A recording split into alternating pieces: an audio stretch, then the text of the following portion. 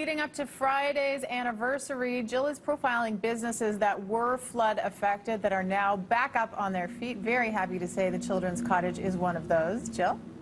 And back up on their feet thanks to hundreds of volunteers who pitched in hundreds of hours to rebuild the Children's Cottage in a record amount of time. It was 7 days and 10 hours a day for these two volunteers that I'm joined by this morning. We have Jam, you're an electrical you're an engineer locked out of downtown, so not working during flood week, and Glenn, who's an electrical instructor at SAIT. You guys put in lots of hours. How many total would you say, Glenn? I'd say close to about, we had a crew of 7 of us from the electrical instructors, and we did over 800 hours, I believe, down in this area. Okay, incredible. And Jam, I know you were here every day as well. How many hours do you think you logged? Probably 80 to 100 hours here in the basement. Incredible. So what were the tasks that you were up for? I mean, the basement obviously looks very different now than it did the last time you were here. We were kind of called in to get the basement to start. So basically get all the wet wall material, all the wet diapers out of the basement and let this place dry out. So a lot of the tasks were actually just taking garbage and wet material out of the basements and getting it to the street level and getting it into a dumpster. It was hard labor. It was hard labor. It was a lot of work. It was just basically packing buckets, shoveling, sweeping, everything you could do to basically sanitize this place so it was ready to dry. And it spent about a 4 or 5 days drying before we could actually get anything back in here. What kept you coming back day in and day out?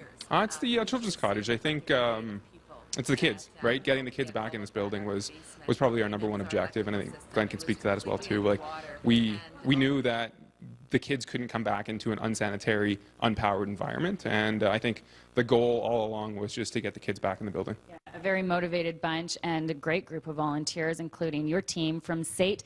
What was the scene like here when you looked at the electrical and what you guys were up against? Well, when we came in, we had an entire electrical room underwater, all the way to the top of the, I believe all the way within 6 inches of the ceiling.